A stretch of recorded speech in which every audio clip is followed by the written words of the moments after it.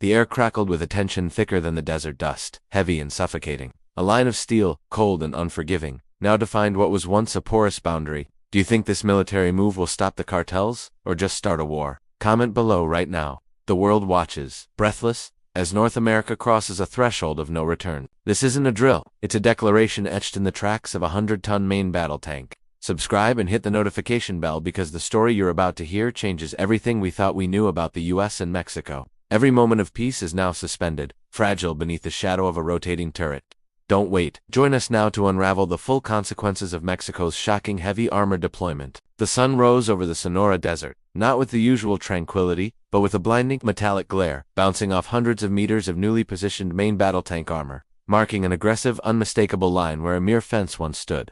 This was not the expected sight of light armored vehicles or National Guard troops. This was a deliberate, powerful statement made by the Mexican government, a deployment of heavy mechanized columns, rumored to be heavily modified, domestically refitted variants of older, robust chassis, redesignated the Ocelot series positioned hull down along the entire length of the border. The sheer weight of the hardware, capable of engaging fortified positions miles away, completely shattered the existing notion of border management, moving it definitively from law enforcement to outright conventional military posture. For decades, the delicate balance of the northern border relied on an implicit understanding. Mexico maintained internal security against cartels, and the U.S. handled immigration enforcement, with military assets acting only in a support capacity and remaining well back from the actual demarcation line.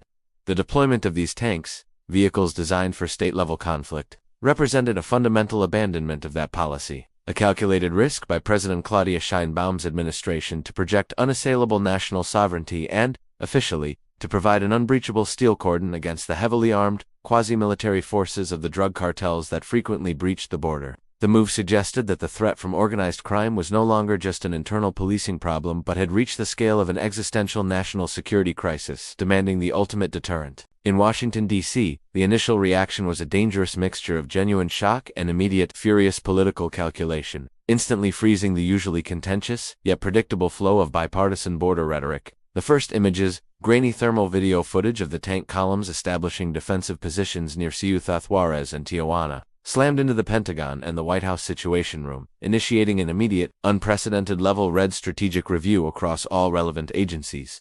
Key figures in the U.S. government, from the Secretary of State, whose mandate was diplomacy, to the Secretary of Defense, whose concern was military containment, found themselves unified only in their confusion and profound alarm over the geopolitical implications of such a visible, permanent shift in military hardware. The official statement from the White House, delayed by several critical hours, was carefully worded yet undeniably frosty, expressing deep concern over the sudden militarization and a call for immediate, transparent, and direct communication to understand the strategic rationale behind Mexico City's actions. Unofficially, sources inside the State Department described the mood as bordering on panic, recognizing that the deployment instantly handed a massive diplomatic victory to critics of American foreign policy and simultaneously presented a domestic political nightmare for the sitting president. The deployment signaled that Mexico, historically reliant on the U.S. for security cooperation, was now acting entirely unilaterally, effectively challenging the U.S. on its own doorstep with a level of conventional force no neighbor had dared to project since the Cold War era. The military response on the American side was rapid, albeit cautious,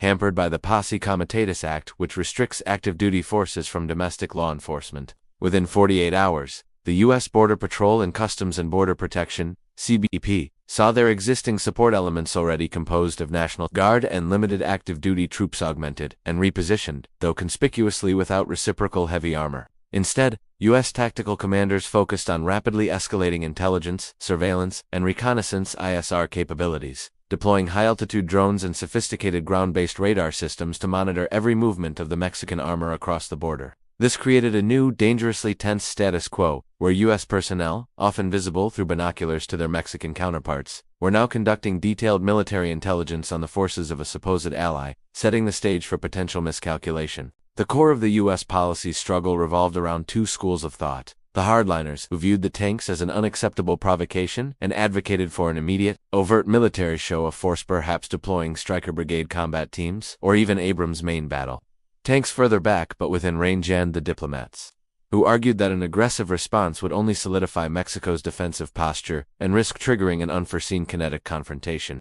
This internal debate played out in closed-door sessions, with the Pentagon hesitant to commit heavy assets, fully aware that placing American tanks opposite Mexican tanks transformed a border dispute into a potential international armed conflict, something unprecedented in modern U.S.-Mexican history and strategically counterproductive to regional stability. The justification offered by President Sheinbaum centered on securing Mexico's own sovereignty, citing the inability of the Mexican National Guard and police forces to contain the ever-increasing firepower of the cartels, which often utilize armored vehicles, drones, and military-grade weaponry smuggled primarily from the U.S. She argued that the tanks were a last resort, necessary defensive measure to prevent large-scale incursions and restore order in key northern states, particularly Tamaulipas and Baja California, where cartel violence had rendered local governance almost entirely obsolete. This narrative, while rejected by U.S. diplomatic circles as an overreach, resonated deeply with the Mexican public, who viewed the deployment as a powerful reclaiming of national pride and an assertive countermeasure against decades of perceived U.S. unilateralism and interference in their internal affairs. The sudden transformation of the border into a conventional military theater triggered immediate and severe economic repercussions, starting with the paralysis of several major ports of entry that serve as the lifeblood of North American trade. Key crossings like Laredo and El Paso,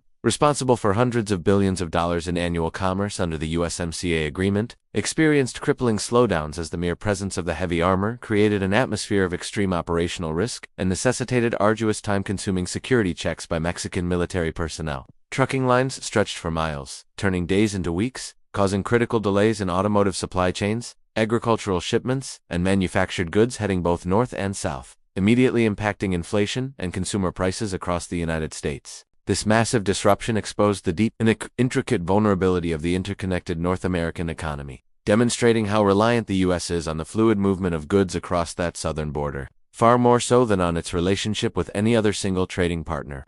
American manufacturers, especially in the auto industry, began issuing urgent warnings about production halts and massive layoffs as parts failed to cross the armored choke points, putting immense political pressure on the White House to resolve the crisis quickly, even if it meant accepting the humiliating reality of Mexico's new militarized border. The deployment became almost overnight an economic weapon, one that Mexico had wielded with calculated precision, proving that economic interdependence was not a one-way street of American advantage. On the humanitarian front, the heavy armor deployment created a nightmare scenario for the thousands of migrants and asylum seekers who depend on the complex, albeit flawed, system of border processing. The tanks positioned to prevent large groups from approaching the fence line, effectively sealed off unofficial crossing points and pushed desperate individuals into the most treacherous and remote sections of the border, the scorching Arizona deserts and the swift, dangerous currents of the Rio Grande. Reports quickly emerged from NGOs detailing an alarming rise in injuries, drownings, and deaths from exposure, as migrants attempting to circumvent the Ocelot line were forced into routes far more perilous than before, caught between the heavily armed Mexican military behind them and the augmented U.S. surveillance and patrol forces ahead. The situation sparked massive international condemnation, with human rights organizations accusing Mexico of turning its side of the border into a lethal military firing zone,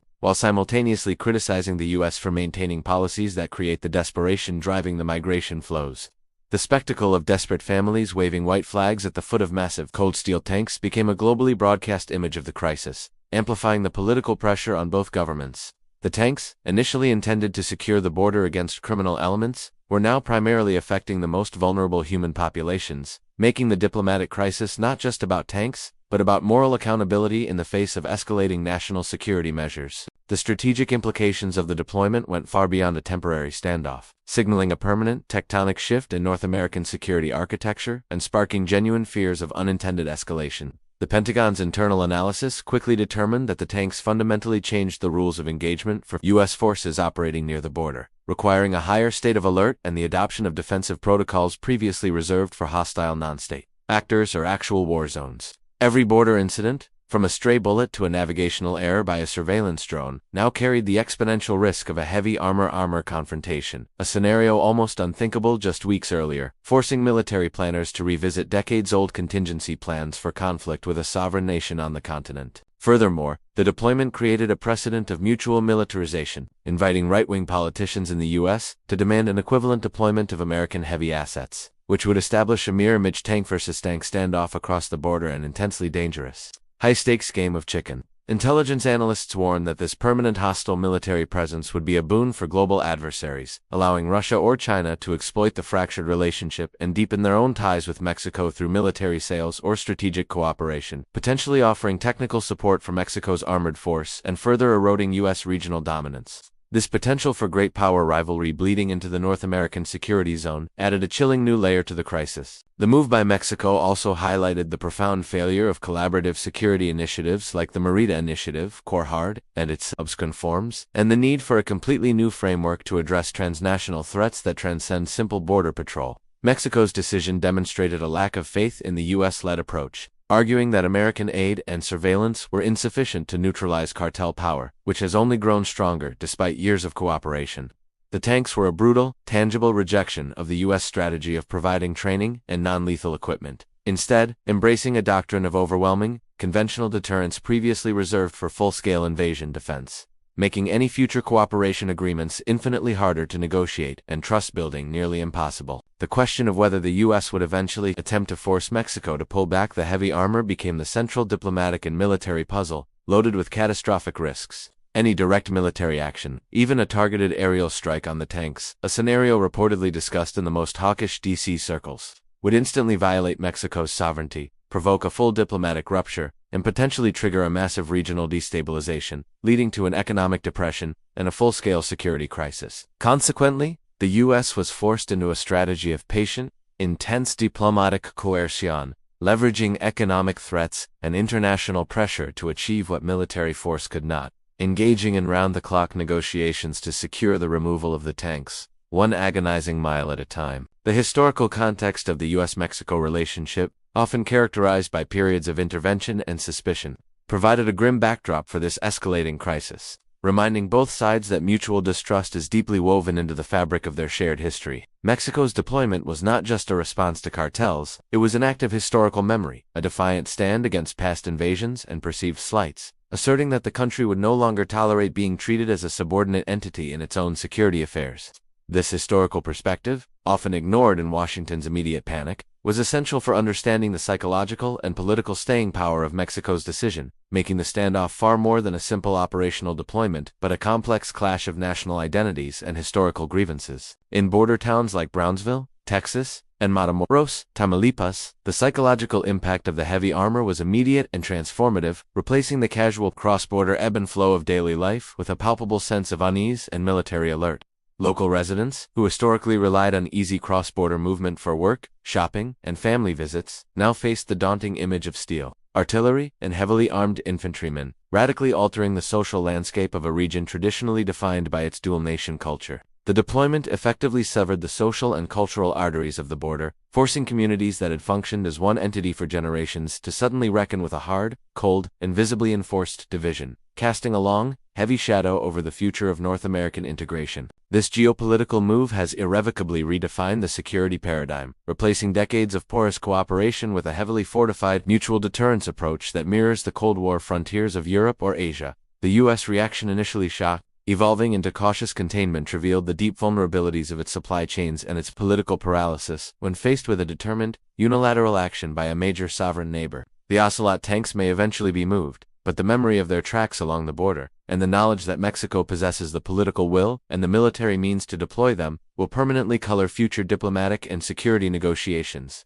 ushering in an era of heightened paranoia and decreased strategic trust in the North American sphere. The long-term fear among defense analysts is not a direct military confrontation, which remains unlikely, but the corrosive effect of permanent militarization on the democratic and civic institutions in both countries. For Mexico, relying on the military for internal security risks further empowering the armed forces and potentially undermining the civilian government, a historical trend Mexico has long sought to avoid. For the U.S., the necessity of maintaining a high-level military counterpresence permanently institutionalizes the border as a security threat rather than an economic opportunity, justifying increased government surveillance and spending on military hardware, thereby fundamentally changing the nature of both democracies in ways that serve only the extreme elements of the political spectrum. The presence of the tanks serves as a stark, metallic reminder that the most significant threats to North American stability are no longer external, but internal: the systemic violence of the cartels, the fragility of the political relationship, and the risk of mutual miscalculation.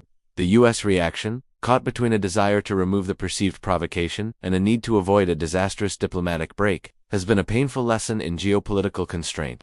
The resolution, if one is found, will require unprecedented levels of genuine cooperation and acknowledgement of mutual security interests, far beyond the transactional arrangements that have defined the past. Until then, the shadow of the tanks remains, a silent, powerful monument to the failure of the old order and the terrifying uncertainty of the new one. The steel has spoken, and North America is listening, holding its breath.